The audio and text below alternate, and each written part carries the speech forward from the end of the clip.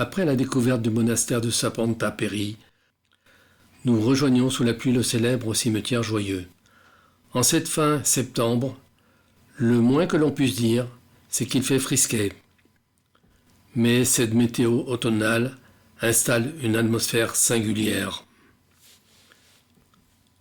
Dans nos sociétés occidentales, nous avons tendance à isoler la mort, à la reléguer loin de nos centres de vie pour mieux l'oublier. Ici, au cœur de la cité, elle se vit au présent. Oubliez vos préjugés. Apprêtez-vous à être bousculés, positivement, par cette célébration colorée. Ici, les défunts ne sont pas effacés. Ils racontent leur histoire et continuent de vibrer dans la mémoire collective. Continuons notre immersion. Ce qui frappe d'emblée, c'est ce choc frontal, mais un choc lumineux. Ici, la mort tutoie la vie sans complexe. Elle s'inscrit dans un parcours où la grisaille de la tristesse n'a pas sa place. Sous nos yeux, ce ne sont pas des tombes, mais des pages de vie qui se tournent, s'inscrivant de manière presque romantique dans l'espace et dans le temps. Prenons le temps de lire ces histoires gravées. Ces épigraphes ne sont pas des éloges funèbres classiques, polis et lisses. Ce sont des portraits sans concession, taillés à la gouge, qui capturent l'essence même de ceux qui nous ont précédés. Pas de masque, pas de faux semblants. On y raconte l'homme tel qu'il était, avec ses ombres et sa lumière. Car au-delà des couleurs vives, Sapanta est un véritable miroir social.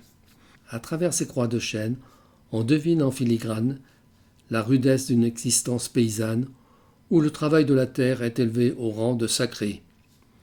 On y lit la sévérité parfois implacable des parents, les destins brisés trop tôt par la maladie ou l'accident, et ces petits drames du quotidien qui forgent le caractère d'un peuple.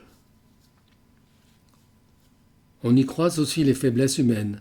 L'alcool, ce compagnon dangereux, est ici évoqué sans tabou, presque comme un avertissement fraternel lancé depuis l'au-delà. Mais ce qui domine au final, c'est une quête absolue de vérité. Dans cette communauté, on préfère une réalité brute et colorée à un silence sombre et feutré. En déambulant dans ces allées, on comprend que la solidarité et la franchise priment sur tout le reste.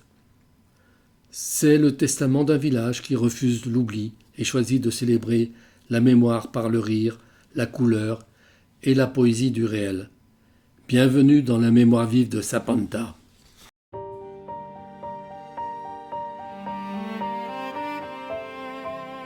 Sur cette face arrière, je vous raconte ma vie, mon temps passé derrière la machine à coudre. Je partais à l'aube pour l'usine, pour faire de beaux vêtements et rapporter un salaire à la maison. Je voulais que mon fils ne manque de rien, que Dieu le protège, lui et mes petites filles. Je vous ai quitté à 71 ans.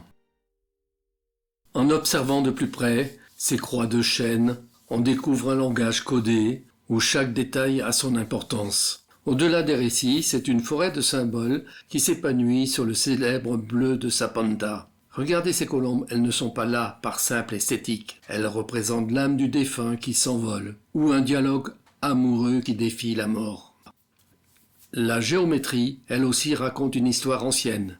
Les rosaces solaires évoquent le cycle éternel de la vie, tandis que les motifs de cordes tressées rappellent le lien indéfectible entre les générations. Tout ici est métaphore. Les fleurs abondantes sur la stèle d'une jeune fille symbolisent une vie fauchée en pleine floraison, alors que les outils sculptés, la hache ou le fuseau, deviennent les blasons d'une existence vouée au travail. Les couleurs elles-mêmes participent à cette symphonie, le rouge pour la passion, le jaune pour la fertilité des moissons, et ce bleu dominant, symbole de liberté et d'espoir. Rien n'est laissé au hasard, pas même les vices, parfois représentés par une bouteille, pour souligner avec ironie les faiblesses humaines. Au cœur de ce jardin de bois coloré s'élève l'église de la naissance de la Vierge Marie. Longtemps, sa silhouette de pierre a contrasté avec la fantaisie des croix environnantes. Mais aujourd'hui, le dialogue est complet. Un immense effort a été consenti pour que l'édifice se hisse au niveau pictural du cimetière, créant une harmonie visuelle sans précédent. Levez les yeux vers sa toiture. Les tuiles vernissées reprennent les motifs géométriques des stèles, mêlant le jaune solaire au bleu azur. Mais c'est sur les façades extérieures que le choc esthétique est le plus fort. Ici, la tradition de la fresque byzantine rencontre l'esprit de Sapanta. Les murs ne sont plus de simples parois, ils deviennent une extension de récits du cimetière, peuplé de saints et de scènes bibliques, peints avec une vivacité déconcertante. Cette continuité n'est pas qu'esthétique, elle est spirituelle. L'Église enveloppe les défunts de sa protection, tandis que les couleurs des croix semblent grimper à l'assaut des murs sacrés. C'est une fusion rare où l'art populaire, parfois impertinent, et l'art sacré s'unissent pour dire la même chose. Que la vie, qu'elle soit terrestre ou céleste, mérite d'être célébrée dans l'éclat de la lumière. En quittant Sapanta, on emporte avec soi cette image d'une unité retrouvée. Sous la pluie des Maramureş, l'église et son cimetière ne forment plus qu'un seul et même tableau, vibrant, fier et résolument joyeux.